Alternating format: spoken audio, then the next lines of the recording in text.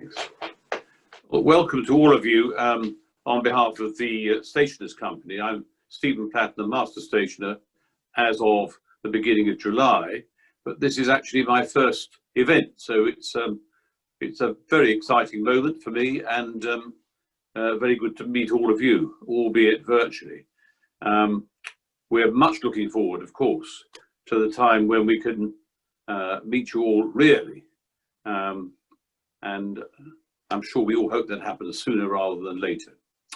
I should first of all start by admitting a profound ignorance of the subject with which we're dealing. It's always important to do that, because then no one's going to ask you too difficult a question later on. But I'm absolutely clear of the significance of this. I was for quite a long while a director of a small publishing company, and then latterly, for the last sort of 10 years, chairman of the company. And one of the things I can say with some pride is that we were into digital publishing and digital editions of our books from very early on. So I have some experience in that background there. I suppose the other thing I wanted to say is that having been involved a lot over the years with Common Purpose, that I'm sure some of you will have encountered, and whose main task really is to try and encourage people to work across boundaries between the voluntary sector, the private sector, the public sector, and every other aspect really of our lives. It's very good indeed that the first event I end up introducing is one which is a Tri-Livery event, along with the Information Technologists and Marketors. So I don't want to waste more of your time, because we really want to hear the speakers, but welcome all of you once again. Thank you, Master. A warm welcome from me, Leslie Wilson, Master Marketor. It's a pleasure to be part of this Tri-Livery tradition. So a very warm welcome from me to all company members and guests this evening. So the theme of tonight is the power of AI to deliver economic and social good. Delivering good is at the heart of the ethos of Livery. Many of us drawn to Livery by the opportunity to give back and contribute to the wider community. But the experience of COVID-19 across the world has shone a light for many on issues of trust and transparency about business, about government, about how individuals and organizations they represent make their contribution to delivering good for the betterment of society. And sitting behind organizations, we know that technology and data drives many of the interactions we all experience, whether it be through marketing and media, customer service experience, educational assessment, a host of things driven by machine learning. And we know that technology can be a tremendous force for good, and we will hear many examples tonight. But AI in particular is such a powerful tool. We all agreed it is deserving of this dedicated discussion tonight. So speaking of discussion, I'd like to hand over to our chair and compere for the evening, Marketor Liveryman Ros Morris, get the teeth in, a media trainer and former BBC broadcaster. Ros, over to you. Thank you very much, Leslie. And I'm delighted to be chairing this panel of very distinguished experts on AI. As a former TV and radio presenter and as a media trainer, I've chaired many discussions, but not one, I think, covering such a wide variety of fascinating fields in one discussion as we have tonight. We're all hearing a growing amount about AI and its effects on our lives, whether it's an algorithm used to mark down UK exam results, which wasn't a roaring success, or Elon Musk and his driverless cars, not yet fully achieved, as he still needs a driver to take control in emergencies, and there have been a few crashes. In China, they're trying out some driverless taxis, some call them robo-taxis. Plus, recently in the UK, the first ever AI restaurant has opened in Milton Keynes, complete with what the media rather retrogressively calls droid waitresses. Sexism in science never seems to go away, but this restaurant is called Robotasia, And it describes itself as the UK's first sci-fi robot-themed restaurant, with robots taking your orders and bringing your food to your table. It's all very amusing, but of course not much comfort to the thousands of human waiting staff who are currently losing their jobs because of the coronavirus lockdown, plus all those millions of taxi drivers across the world that Elon Musk wants to put out of business eventually. So AI is controversial. It can cause problems. It will cause problems, but it can do a lot of good. And tonight, our 4 speakers are going to tell us about some of the good things and the amazing work that's currently going on in their very different fields using AI. The topics they're going to cover will include AI helping cancer patients, AI increasing cybersecurity, AI solutions for assisting policing, and we're starting with how AI is helping charities to help more people by delivering their services more effectively. Before that, I just want to mention, do jot down your questions. We'll be taking questions at the end and we'll put them to the panel after everyone has spoken. So our first speaker is Maxine Ricketts, who's chairman of AI4C, that's Artificial Intelligence for Charities Learning Exchange, created by the Workful Company of Information Technologists to help charities using or wanting to use AI. Maxine is a liveryman of the Information Technologists and an expert on the benefits of AI for charities. So Maxine, over to you. Thank you very much, Ros. Now, I seem to remember that you wanted me to give you a bit of a definition of AI, and you've come up with some brilliant examples. But just to ensure everybody's on the same page on this one, I thought I'd start off with a bit of a simple view of what actually makes up AI. And basically, it's just any computer system that performs tasks that normally require human intelligence, whether that be speech recognition, decision making, or visual perception. And it does it largely by building a big reference table full of data that it's gathered, and it uses that to solve problems and to make those decisions. And I've been very privileged to be chairman of the AI4C, set up, as you mentioned, by the Workful Company of Information Technologists. And we did that because we made an award to 2 charities, and it turned out that both of them were going to use AI. And we thought, well, not just money, how about giving them support? What about some thought leadership and some practical examples? Why don't we collect and disseminate best practice in AI for the benefit of charities?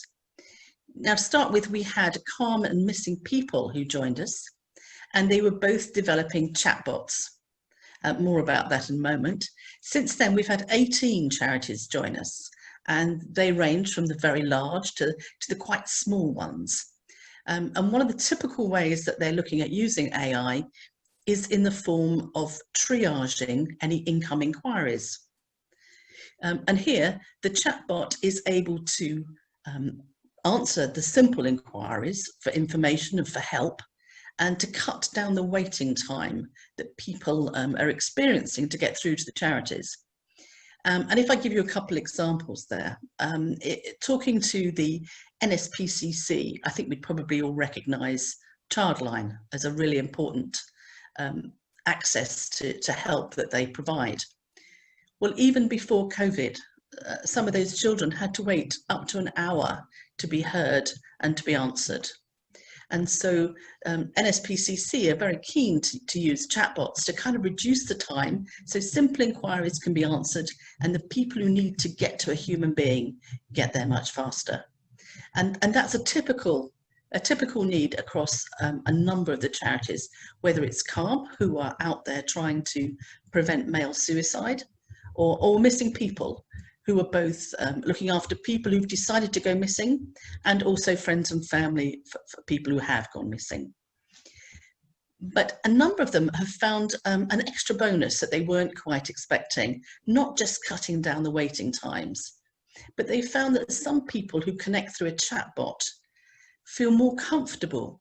They know it's a chatbot, they know there's not a human being they're talking to, and they're able to get down to some of their deep issues much more quickly. The barriers aren't quite there, the perceived barriers aren't there. So they're able to get to the real depth of what's concerning them, not only more quickly, but they often do so on their own, in discussion with the chatbot. So strangely enough, some of the calls that they're taking take longer on a chatbot. But again, it's a different experience for the people. And also, interestingly, once a person gets through to a human being, perhaps at some point along the journey, the barriers don't go back up. Having made the connection and focused in on their issue, then they're able to continue. So there's some real benefits that these charities are getting from chatbots that they weren't expecting at all. A couple of the other charities are extrapolating data that they've got, and they don't want to use a chatbot to talk to their, I call it client base, but they want to use it to help their volunteers. So there are a few charities out there who want to maintain the same interaction with the end users, but they use the chatbot to keep their volunteers up to date with information and help that they can provide. And a third group of the charities that have joined are looking to amass data that they can analyse. They can use the AI to do some real analysis into the types of problems that people are having. And I'm thinking here particularly about the brain tumour charity. That's one of the groups. And I believe that Bipolar are also having a look at that. They're saying, what information can we extract that we can use AI to analyse? That's a bit of a brief rundown of the sort of things that we've been covering. One of the things about the AI for C is that it's a sales-free environment. The charities that join, they join because they're interested in AI or they're hoping to use it. It's free for them. And the part of the deal is that they're just willing to exchange their lessons learned and their experiences with each other. And we come together with leaders in the industry of AI to offer them pro bono help. So I'm hoping that's giving you a bit of an answer to some of the extra benefits that we're getting from AI. Oh, thank you very much, Maxine. You have got a few more minutes if you want, but right, okay. So very interesting to hear about that. Now, our next speaker is Dr. Christina Messieu. Christina is a very distinguished consultant oncology radiologist. She holds the Röntgen Professorship at the Royal College of Radiologists, and in 2019, she was awarded Outstanding Clinical Radiology Researcher by the Royal College of Radiologists and the National Institute for Health Research. She works as a consultant radiologist at the Royal Marsden Hospital in London, and she leads the digital theme of the Royal Marsden and the Institute of Cancer Research, NIHR Biomedical Research Centre. Christine, you've got 10 minutes maximum. Thank you very much for that kind introduction. I'm actually just going to share my screen because I have got some pictures to show, because a lot of the work that I do is very visual, but I promise you it's lots of images and very little text. So in order to really get across some of the AI work that we're doing, what I'm going to do is just introduce you to some of our technology development and show you how we're using AI to support that. And I thought that the piece of work that might be interesting is to show you the advances that we're making for imaging patients who have cancer in the bones. And actually, myeloma is a good example of that because it's actually the commonest cancer that starts in the bones. It starts in the central soft bone marrow, but eventually grows large enough to destroy the hard outer bone cortex. And when it does that, it causes fractures. So actually, it can be a very, very debilitating cancer. Now, globally, the commonest imaging test that is done to detect myeloma are X-rays, really cheap and simple. But the problem is they only show us what's happening to the hard outer bone cortex. They don't show us the marrow. So if this patient with suspected myeloma has an X-ray, this patient is told that they don't have cancer, they don't have myeloma, and they don't need any treatment.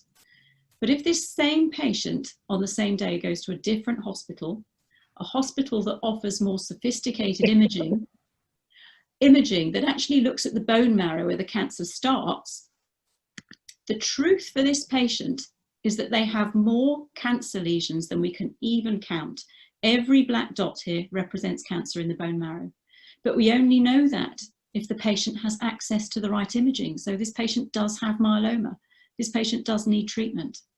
And this is actually an MRI technique that we've been working on for a number of years. And because myeloma, like so many cancers, can affect any part of the body, we image the whole body. And these are 4 whole body MRI scans on 4 different patients with myeloma. Now, more broadly speaking, my whole imaging program is really set about trying to develop imaging that's not only smarter, but also kinder. And so it's hugely advantageous, I would say, that this imaging is completely non-invasive. So we get this detailed, sensitive information, but without injections and without any exposure to ionizing radiation. And we've been providing this service to our patients at the Marsden since 2011. And actually it became a national standard in 2016 that every patient with suspected myeloma should have a whole body MRI scan. And that is because the evidence now shows us that it saves lives. Early diagnosis with this scan saves lives and improves quality of life. So that's what the scientific literature tells us. But I think that the best way to really show you what a difference early diagnosis can make is to introduce you to 2 very different patients. So this patient, unfortunately, has a late diagnosis of myeloma, and it's late because what you can see here is that these vertebral bodies in the spine are crumbling. You can see they've lost height compared to the ones at the top. And the problem here is that although this patient went into remission after chemotherapy, because that damage had already been done, the bones actually just continued to crumble. And hopefully you can see now that the patient's spine is curved over, and that curvature became so severe that actually the breastbone, the sternum at the front, actually just snapped. So this patient is living with the cancer under control, but with pain, deformity and fractures, and that is a consequence of late diagnosis. Now, conversely, this is our patient. We identified 2 really small areas of cancer in the bone marrow before the outer bone is damaged. And this patient has the same treatment and goes back to his full-time day job. Now, this is a particularly remarkable patient because this patient is Group Captain Finn Monaghan, and his bone strength was so good that he went back to flying fast jet. In fact, he was leading the Red Arrows at the time. Now, although that is a remarkable story, I can assure you that all our patients have access to whole body MRI for early diagnosis to ensure that they have the best chance of going on to lead their lives as they would want to. Now, as you look at these 2 very stark differences between an early and a late diagnosis, I'm going to tell you a statistic that I think is utterly gut-wrenching. And that is that only 1 in 10 treatment centres in the UK offers whole body MRI for early diagnosis. That's despite the fact that it's a national guideline, despite the fact that there is unequivocal evidence that it saves lives. So why is that? Well, it's all about shortages. The first shortage we have to face is a shortage of staff. Now, I've shown you a snapshot image of a whole body MRI here, but the truth is that every time we do one of these scans, we generate thousands of images. So as a radiologist, I look at thousands of images, and that's a substantial burden of work for a workforce that is in crisis. The other problem we face is that we can all see that this patient's disease looks better after treatment, but that's not precision medicine. We need to know exactly how much disease there is in this patient. So we have actually built an algorithm that will not only automatically detect the disease on the scans, but it will measure the disease. And what's more, because of the AI, we now appreciate that there are features in these scans that we couldn't discern with the human eye. So we're lifting the blindfold on the disease and seeing that there are differences between different sites of disease. And because of this, we're now actually opening opportunities for completely new therapeutic intervention. This is an extremely exciting time, and it's AI that it's enabling this. The second shortage is a shortage of scanners. Some of you may have heard in the press that the UK, the OECD statistics indicate that the UK has one of the lowest number of MRI scanners per million of the population. So fitting these half-hour, 1-hour scans into a very busy MRI scanner is really challenging. Now, actually, these are 2 whole body MRI scans on a patient who actually has prostate cancer that's spread to the bones. And I'll ask you to see if you can spot a difference between the scans. Now, even as a radiologist who looks at these scans most days, I think the differences are subtle. but the difference is in how the scans were acquired. So we have built an AI algorithm that has reduced the acquisition time from 30 minutes to 2.5 minutes. So I'm sure you can see, if we can translate these time savings into the NHS, this is going to be really powerful in helping us ensure that patients have access to scans that we know save lives. Now, many hospitals will opt for CT scans rather than MRI scans because they're cheaper and they're faster. And for many types of cancer, actually, it's absolutely true that CT scans will suffice. But for other cancers, only MRI will do, such as myeloma, rectal cancer, prostate cancer, and actually the list goes on. Now, what I've shown you here is an MRI scan and a CT scan of a patient's pelvis side by side, and you can see that they give you slightly different information. But there's something really special about the MRI scan that you're looking at, and that is the fact that this MRI scan never actually happened. This is a synthetic MR.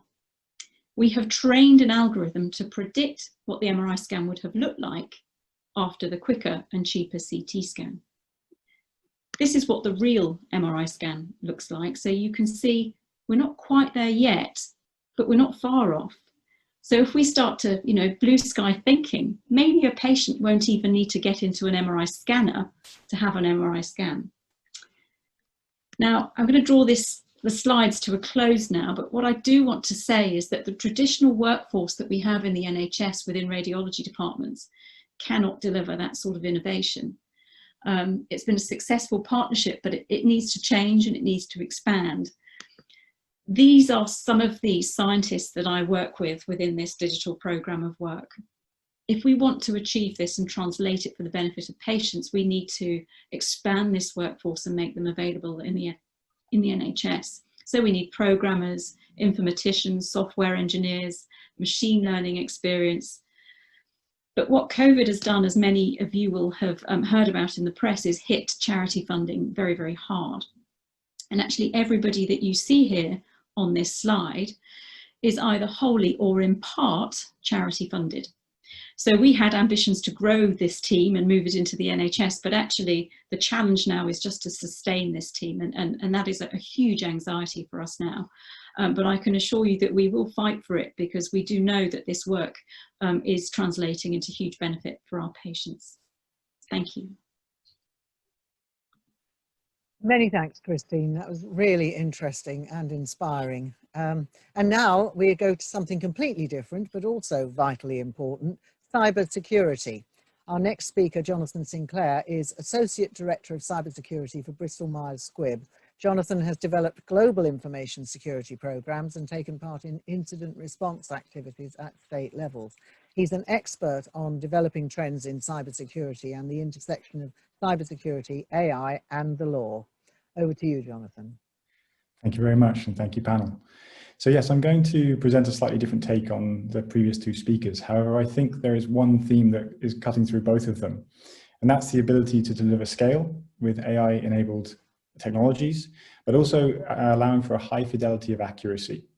So I've worked predominantly in the pharma industry, so as I said, for Bristol Myers Squibb and for Novartis, but I've also worked in the tech sector, consulting to NGOs and other organizations. The interesting thing about those organizations is that cybersecurity is not their key business. So what they're trying to protect is intellectual property that can save lives, like in the case of the company that I work for, or it's helping aid charities in developing countries like the ICRC. And they're not necessarily equipped to deal with the cybersecurity threats that are currently facing them, whether that be through state actors or other such malicious actors that are looking to target their infrastructure, whether that be direct collateral damage or otherwise. And what I've been seeing is, in my experience of trying to defend these networks, is businesses and enterprises have generally tried to throw people at the problem. So they've stood up security programs, they've had massive multi-million budgets, they've had teams assigned, usually in the tens to hundreds, depending on the organization. And they've basically tried to solve this problem in a brute force manner. And this means so they look through rules and then they take action accordingly. The real problem is the cybersecurity people, the malicious actors on the other side they get economies of scale and they get attack vectors of scale. So they just need to find one problem with an enterprise and it's compromised. We've seen this developing recently in ransomware attacks, whether it be manufacturing for Toyota systems, whether it be the healthcare systems, whether it be the Merck pharmaceutical giant. And this is really having a problem, it's really pending a problem for those industries. So what I'm seeing now with the developments of machine learning and artificial intelligence technologies is that we are finally getting an ability to react and adapt to the developing scenarios that are presently facing us. What this means then is a reduction in the security workforce, but also basically major achievements in terms of efficiency and scale. So when the adversaries are quickly adapting to the landscape, we're also able to adapt as quickly by deploying AI and ML techniques, which ultimately allows industries that are not cybersecurity experts to up their game and build better perimeter defenses. This translates to basically resources that would have gone into a cybersecurity team, basically being reallocated into potentially R&D activities with, again, sort of life-saving consequences in certain instances, at least in my field. So I think this is really, really important. I've basically started to deploy machine learning enhanced technologies in the last few years to our manufacturing sites and to our enterprises.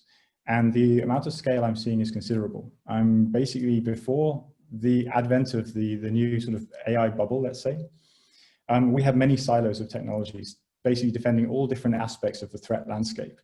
Now we're able to consolidate that, reduce the workforce, and again, restructure funds into other sort of more business relevant activities.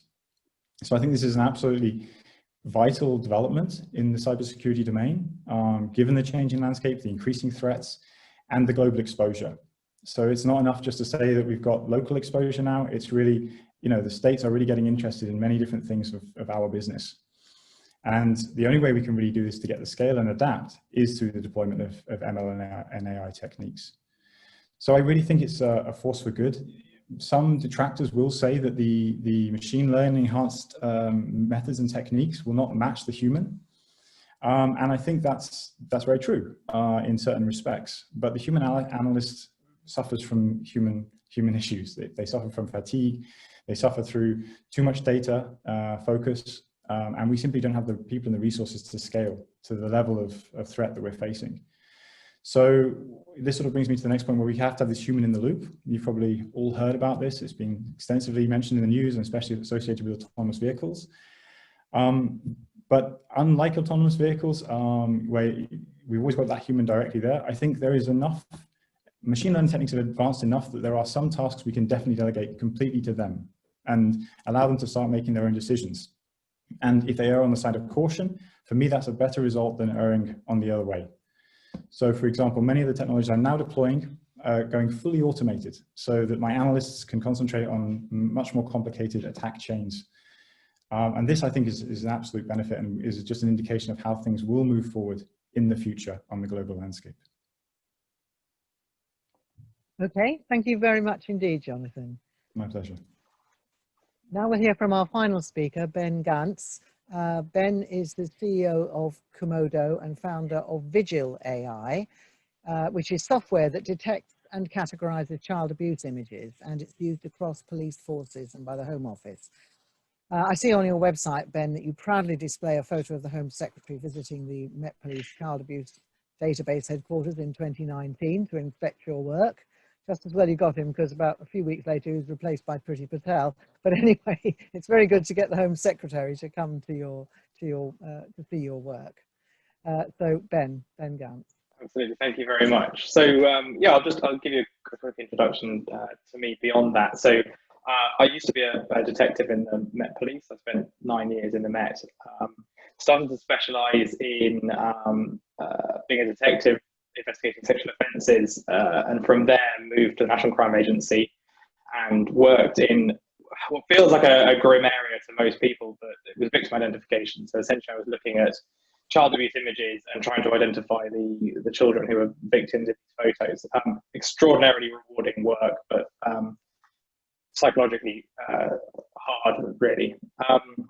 From there I got involved in government technology, and sort of around, I guess, 2014, with the kind of increased use of what's called deep neural net technology, saw the real potential for how that could be used in police investigations. So the thing is, and we've heard from some of the other speakers, some people are making some very, very critical decisions using these AI technologies. And just as Jonathan said, there are certain instances where you can use the AI and let it run, but there are others, probably in Christina's examples, where you do need a human to keep an eye on what the AI is saying, and you can't entirely trust it. And that's very, very true for police investigations as well. So I've become particularly interested in the kind of human factors of working with an AI and how we can integrate the best of our humans with the best of AI. And really, the sort of foundation of that is how we kind of calibrate our trust in these machines and how we use them. It's sort of like a pocket calculator where about 10% of the time it gives you a wrong answer, sometimes a little bit wrong and sometimes a lot wrong. It's still a very useful tool, but how do we know when we should take the answer of the calculator and when we shouldn't?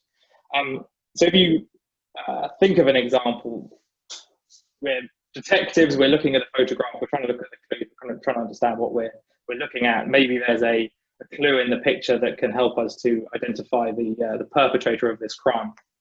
So as a human, humans are very good at this sort of image recognition task.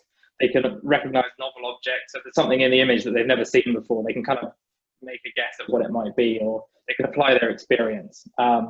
They can recognize unusual patterns in the data, and people are very efficient. They can look at an image very quickly and they can see something that's a clue very rapidly. And they also understand the context. They understand how that picture works in the wider crime, their wider investigation. Now, if you look at a machine doing that task, the machine might struggle to give an explanation. It might struggle with those novel objects. It does require some kind of expensive machinery if you're going to look at lots of these images. And the machine doesn't really understand the wider context at the moment. But what the machine does very, very well is it's got a consistent performance. If you have a photo with a knife in it, it'll see that knife in the photo every single time, or it'll miss it every time with the same photo. It's always the same. It doesn't sort of suffer fatigue like a human might and miss something. The performance of the machine is quantifiable, so you can put a number next to it, and you can retrain your machine learning model and come back and see that it's better than it was last time. Humans kind of vary over time. Sometimes if they're tired, they get better, they get worse. So on from that, the machine doesn't suffer from any kind of fatigue. It'll go 24 hours a day and look at these images. The machine also doesn't struggle from something that does trip humans over, which is called satisfaction of search. Now, this is where, for example, an airport baggage scanner is sitting there all day looking at your bags as you go on holiday, or used to when we did that.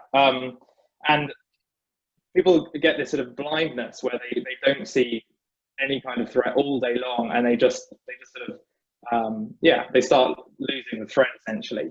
Machines don't do that. They will find all of the objects within an image. Humans also struggle where there'll be some prominent threat in an image and they won't spot the other threats. It's a sort of it'll spot the big tiger in the room. They won't see the snake that's coming towards your foot. And then the big thing about machines is they don't suffer from any kind of psychological harm, clearly, where humans doing some of these very difficult tasks do.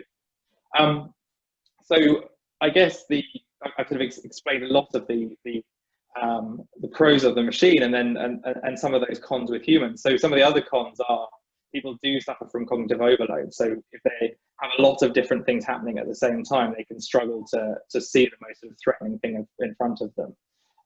I spoke about pattern recognition. Actually, humans are so good at recognizing patterns that they almost recognize patterns where there aren't patterns, and that could also be a threat as well. So what we do is take some of these kind of human factors and try to find better ways that we can integrate people with these machines, and how can we kind of calibrate their trust, as I said, in these new technologies. So the kind of main thing that we supply is a system that can look at child abuse imagery at very large scales. It helps to reduce that sort of psychological impact, but kind of adds a layer of rigor to the investigations that police officers are doing as well, and make sure they don't miss those clues and opportunities. We also have other types of AI that we apply to these types of problems. Similar to as Christina described, we have technology that can look at millions and millions of images and find clues hidden in a repository of millions of images that a human would never be able to do. So I think we very much regard AI as this sort of support to the human. It's not replacing the human, it just allows them to do more of more work and be more efficient, and that's very, very useful in government technology.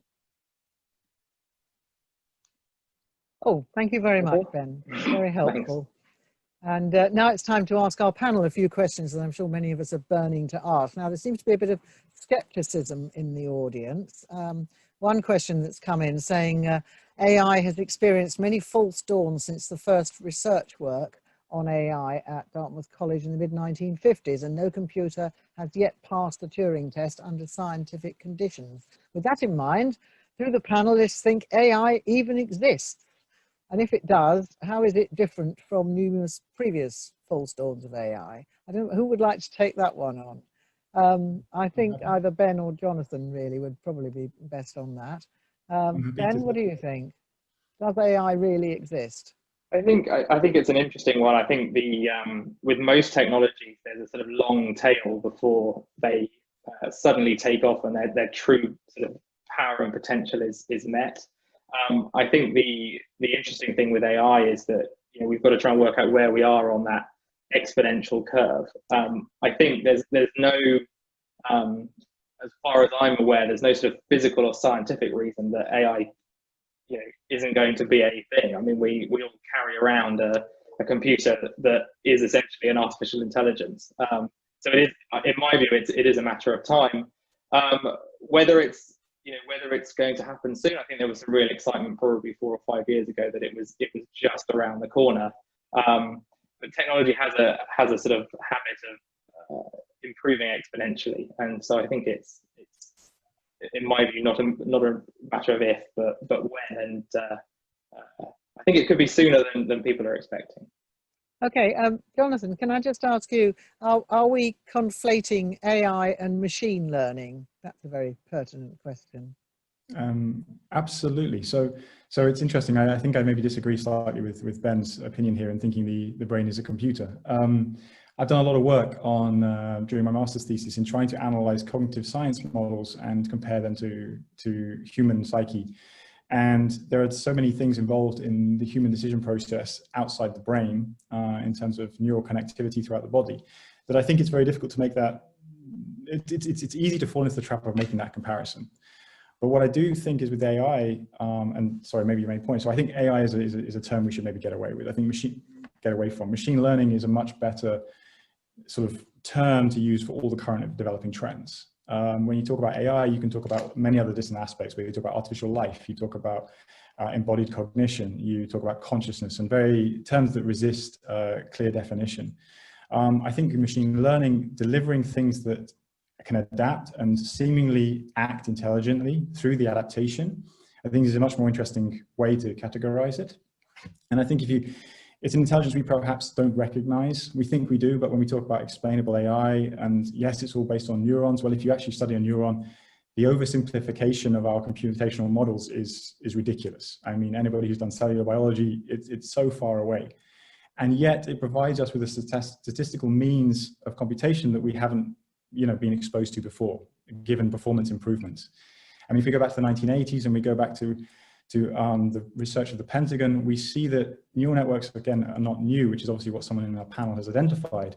And the same problems are being identified through computer vision. And, there was also neural nets were applied to cancer research previously. But we've got scale now, and our neural network models have advanced. And I think just before we move on to Maxine and Christina, I just wanted to ask you, some people have expressed concerns about the Boeing 737 incident, which did kill more than 300 people when the plane would refuse not to nosedive. So, I mean, that's really worrying people, isn't it? That algorithms can be able to, the humans couldn't take back control there. Absolutely. I think we have to wonder why the human couldn't take back control. Actually, in that instance, when we're talking about the accidents that have happened through Tesla automobiles, it's again, why was the human able to avert that catastrophe. And in many cases they were, I think. But as you say, in the Boeing instance, it's an interesting one, because why weren't the human operators able to take back control? One thing I think we should bear in mind when we compare these failures of AI with human operators is look at the evolution of aviation and how many accidents happened before we got good at it, essentially. And AI isn't necessarily good at it, or as good at it as we expect, and yet it's still very good. When we talk about accidents caused by autonomous vehicles versus normal accidents caused by humans, that's a metric that's worth investigating. It's the same metric I apply to an enterprise that quantifiably gives me a metric to say, yes, AI is better than the human in this case, because it still fails. And as Ben said, you have a margin of percentage which will fall through the gap. It's modeled on our way of thinking. We aren't infallible, and neither are the machines. So this would be my response to that item. Okay, thanks. So Christina, in the world of healthcare, this is the question, how close are we to having an initial call with a chatbot for a diagnosis? I mean, in other words, AI coming into sort of all medicine at all levels. What do you think? I think to some extent, I mean, it's slightly beyond my own area of specialist interest, but I think to some extent we're almost there. I mean, there are, you can go online and answer a series of questions with a chatbot, and it can tell you you've got a certain infection and a certain antibiotic is going to be on your doorstep within 24 hours. But there is a human in the loop. So we keep coming back to this human in the loop that I think all the other speakers have spoken about. So I think actually we're very close to that happening, but how close we are to it happening without a human in the loop, I'm unsure. I think we are going to have a human in the loop for quite some time. Now you point out that new skill sets will be required in the NHS, new jobs will be created, new machines will be needed. Who's going to pay for all this? How do you think it's going to work? So I think it has to happen through two different routes. I think it's going to have to happen through upskilling. So I think some of our existing workforce need to be upskilled. So I think that's perhaps the quick and easy answer that people who are holding the purse strings would like to hear. But there are also jobs that are going to be required that don't currently exist, but some of the old jobs won't be needed. So I think we're going to transition jobs is I think what we're going to have to do. So do you have an actual plan, you and your colleagues, for spreading your oncology best practice within the NHS using AI? Yeah, so we absolutely do. So some of the tools that we're using, for example, to quantify burden of disease on those whole body MRI scans, we actually have multi-centre trials across the UK to test that is applicable in different NHS settings. One of the huge challenges the NHS has is interoperability. Those two words, interoperability and workflow.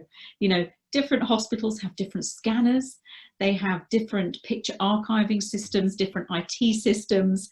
So every algorithm or solution that we develop has to work in different trusts and different institutions. So that's why the multi-centre research is so important. So a lot of what we do and a lot of the time that we spend is ensuring that these algorithms can be applied anywhere, because that's important. We're really proud of the service that we offer, of course, but that's absolutely not where we end. We want to share that knowledge and make sure that it's widely available. Thanks. And Maxine, similar question for you. How will you spread your pioneering use of AI within the charity sector?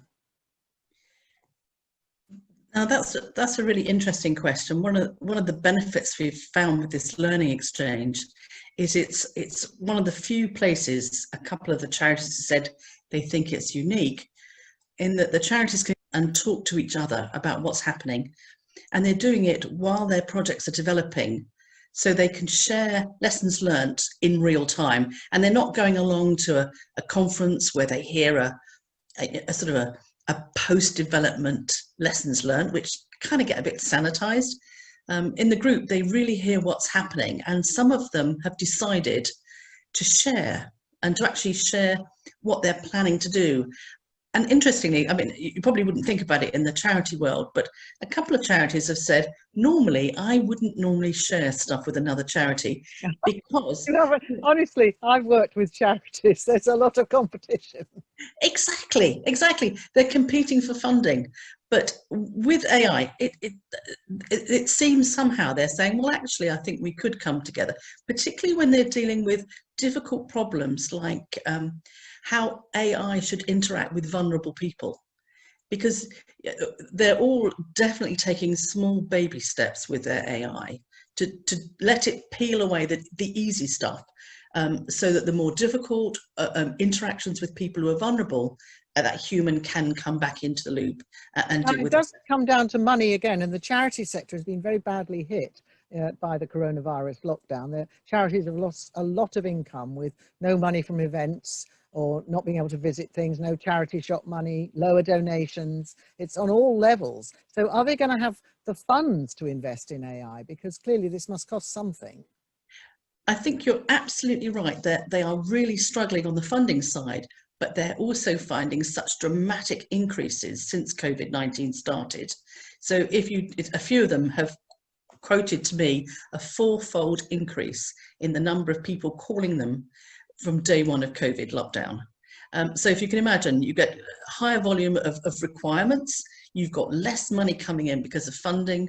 But certainly a couple of those charities, I'm thinking about Calm and Missing People in particular, have said to me, I'm glad we're on this program with AI. I just wish we'd started a year ago because we would be better placed.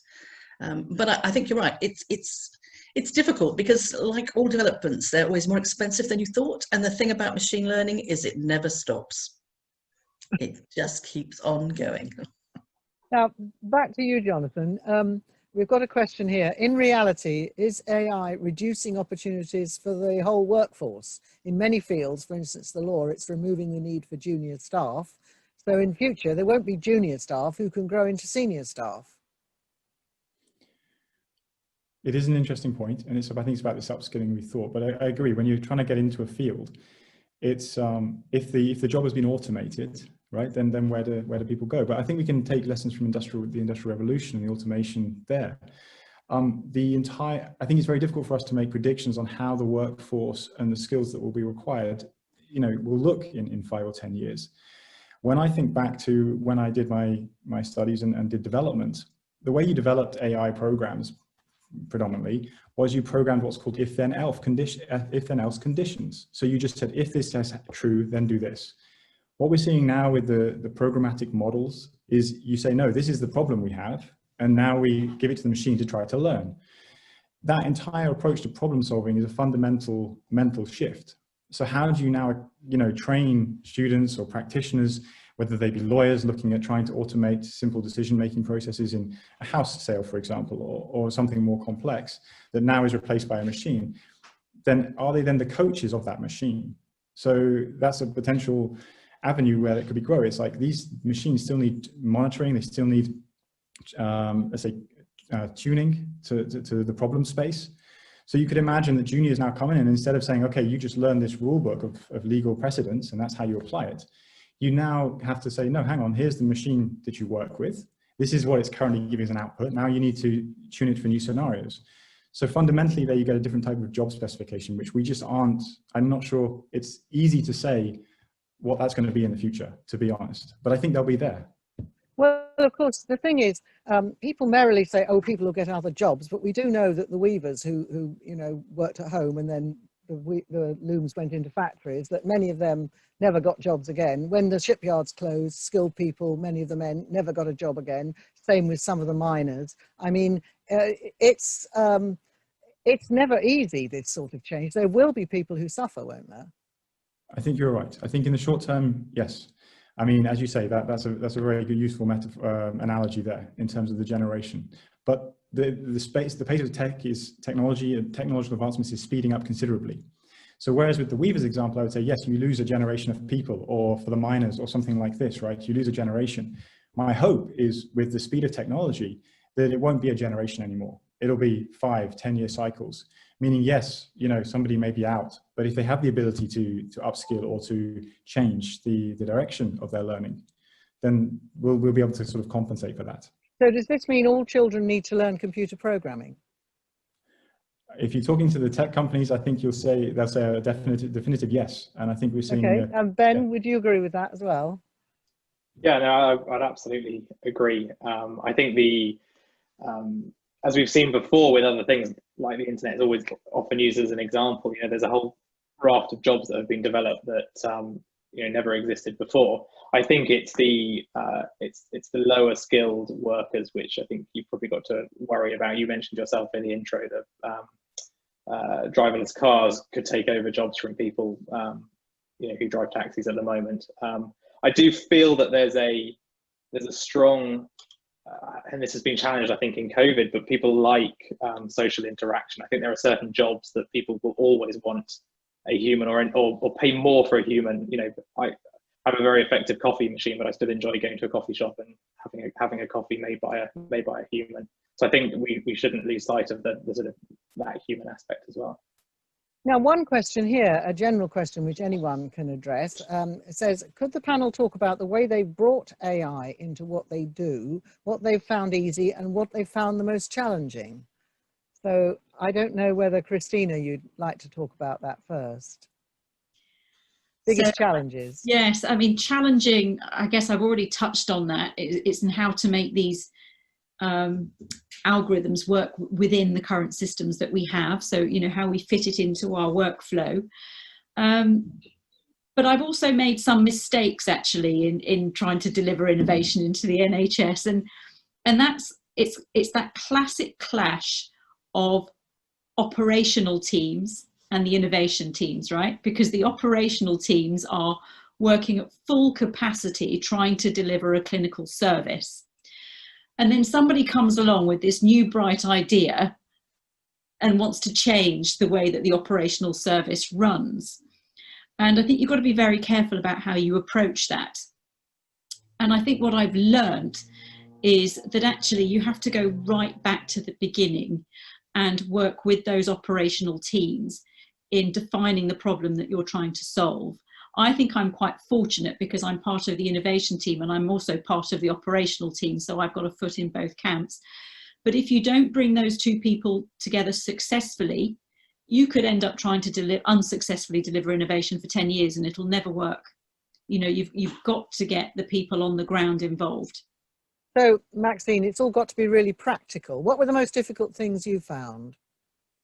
I would say, and this I'm drawing upon mainly the charities that have joined the Learning Exchange, and I would say two things. One is you don't want to do AI just for the sake of it. You've really got to have a big business reason for doing it. And the second one is you have to have loads of data. You've got to have got your data in good order. If it needs being made consistent, if it needs a bit of scrubbing up, all of that needs to be done. You need to explore that data before you can let any kind of AI loose on it. And I think people really underestimate that as being a key part of what's necessary. So, thank you. So, Jonathan, the garbage in, garbage out thing really applies. Absolutely. So what were your biggest challenges then? What have been your biggest challenges? So I think I can echo some of the things Christina said. So a great example only last year, I tried to implement a machine learning driven cybersecurity tool within the organization. And I ran what's known as a proof of concept. So we trialed the tool and I actually found that the delivery was actually encroaching on 5 other members of my peer group in terms of the technology offerings that they currently owned. So suddenly I'm presenting a tool which is essentially making their technology stacks redundant. Now, the way I approached that was probably not the best from a business political perspective. I thought that the results would speak for themselves. But suddenly I realized the amount of resistance there, and I think we've talked about this, that the current people who are managing those felt, tremendous pressure and were very defensive against this, leading actually to the solution not being deployed. Well, so, I think, yes, one of the things is can you go too far with this? I rang up a company the other day wanting to inquire about something.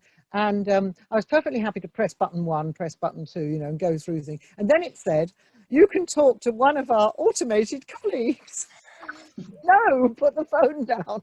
Because I just thought, I'm not going there, you know, I'm not going there. So, I mean, I just thought that was a bit of a step too far. I pressed all these buttons in order to get through to a person, you know, so I don't know what you think about that sort of thing, Ben, whether we can overdo it, you know, on having a bit too much machine. It comes back to the same point. People do like speaking to another human being. I mean, I think there's a certain quality aspect of that, I suppose.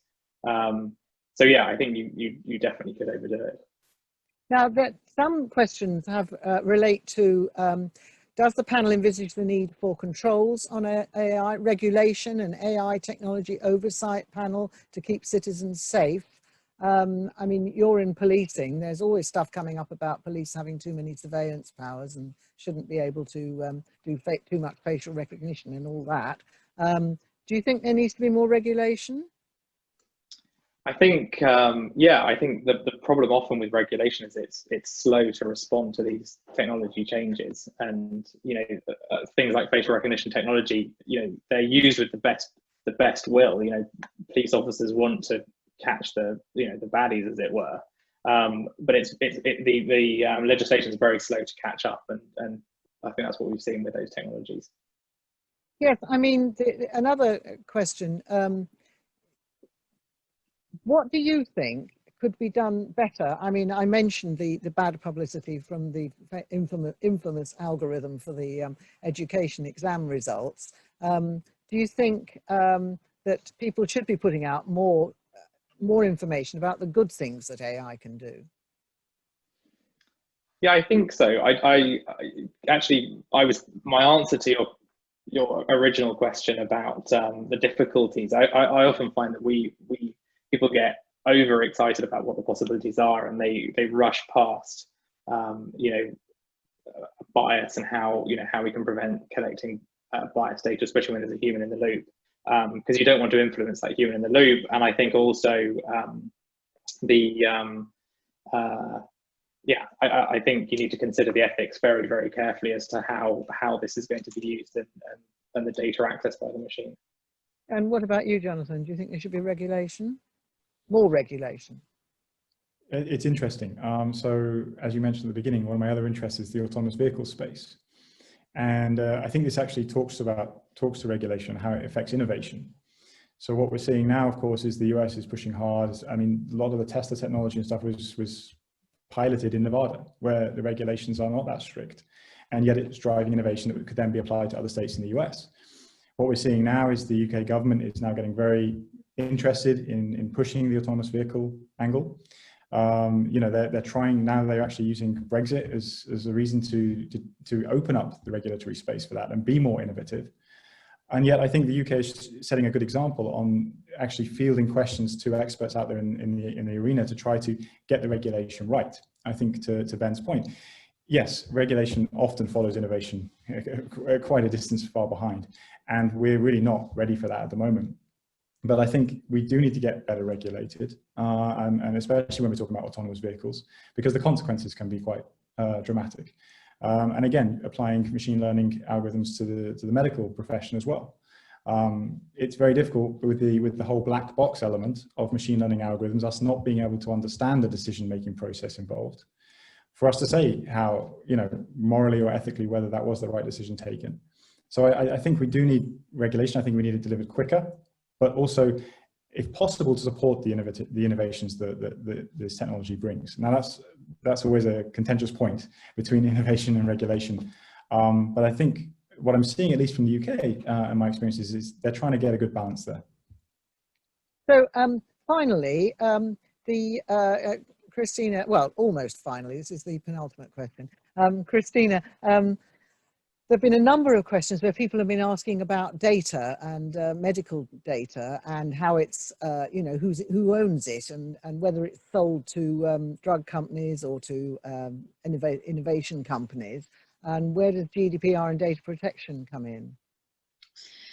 So I think that's actually a very, very pertinent question. So in the NHS, in terms of managing patient data, we adhere to Caldecott principles. So this was a program of work led by Fiona Caldecott. And what was really interesting is that when they reached out to patients, they found that the general public are very, very, very happy to share their anonymized data for the greater good. So, you know, that is almost without exception. You know, as long as the data is completely anonymized and patients can't be identified, they're very happy with that. Now, the grey area is that some people express concerns about sharing data with industry. So they were happy to share it with academic bodies, with the NHS, but were not so happy to share it with industry. Now, the problem we're going to face here is that people like myself and the people I work with develop algorithms in an academic setting, in an NHS setting. Do I have the skills to commercialize? Absolutely not. To really translate this innovation at scale, we'll probably need industry partnerships. And so there we are going to have to consider very carefully whether we're sharing patient data in the right way. But what I must stress is that I think almost without exception, the data that we use is fully anonymized. You know, you would not be able to trace back the patient from whom that data came. So the issues around GDPR are really about personal information. So that's about information where you could identify who a person was. And we have very, very strict, a very strict framework that we work within in order to strip all of our data from identifiers. In fact, that's a huge program of work, how you anonymize data correctly. So I think it's all about the anonymization. Thank you. Now, you've already mentioned some new jobs that you think AI will create in medicine. Maxine, have you got any, do you think jobs will change? I mean, either in the charity sector or other sectors? Will there be, I mean, we do have all this new stuff, like now we've got Zoom, we've got this new verb unmute, and we've got all sorts of new words this year. So, and we've already had a number of new jobs with, of course, software engineers and all that sort of stuff. What do you think, and people being influencers, there's a lot of new jobs on social media. Do you think that there'll be more stuff, more different jobs in charities? Yes, I do, because, and the reason I think this is true is that when you've unleashed some artificial intelligence or some machine learning, you've probably, if you're a charity, you've probably got a supplier to do it for you.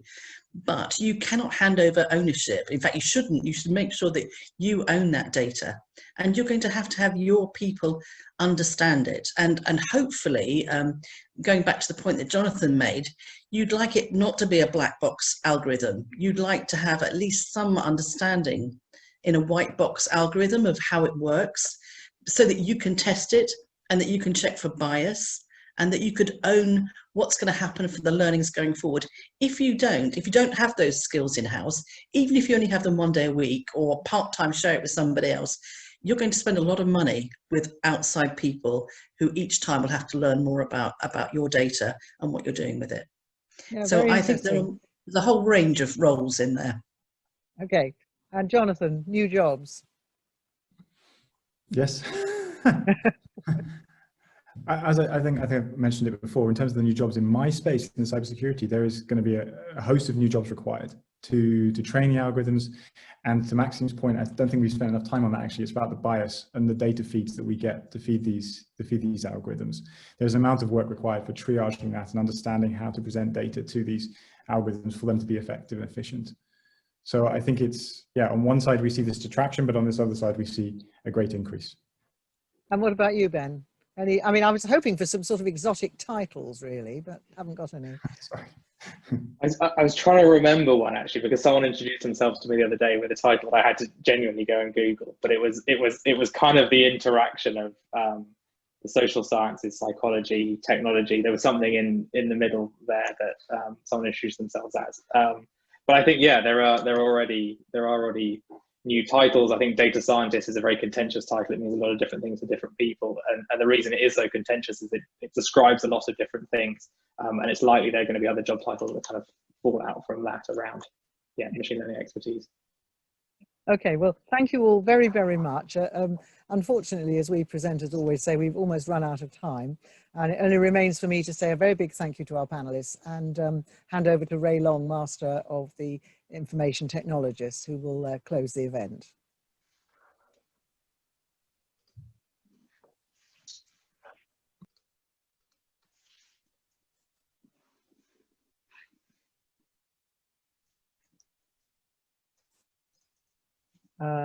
Is Ray Long there? Yes, thank you, Roz. And could I ask everyone to join me, please, in saying a big thank you to Roz and to our speakers, Maxine, Christina, Jonathan, and Ben. They did a terrific job tonight, didn't they? Thank you. Well, we couldn't hear you all, but I can see that everyone enjoyed tonight's event as much as I did. Now, we sometimes hear some rather scary reports about AI, don't we? Stephen Hawking even once said that in a rather gloomy moment, that the development of full artificial intelligence could spell the end of the human race. But I think we've had a much more encouraging and uplifting perspective tonight. So perhaps and hopefully the great man wasn't right about everything. And it's been really good to hear such positive accounts of how AI is being used for good today. So would you also then join me, please, in thanking the organisers of tonight's event? That's the Tri-Livery Organising Committee, Julia George of the Information Technologists, Omaid Hiwezi of the Marketors, and Anne Summers and Carol Tullow from the Stationers, Lucy McCord and Giles Fagan of the Stationers, who support the committee, and our clerks, Susan Hoefling, John Hammond and William Alden, and everyone else within the 3 companies who supported and publicised this event. We've had nearly 200 in attendance tonight, which I think is a terrific turnout. So thank you to all involved. And I'd like to end then by saying, along with Stephen and Leslie, my fellow masters, how much we all value this Tri-Livery relationship. This evening has been an outstanding example of how companies with complementary interests can work together and add value to each other's activities.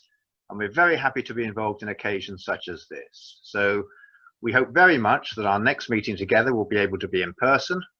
Meanwhile, thank you again for being with us. Stay safe and well, and enjoy the rest of the evening. Good night, everybody.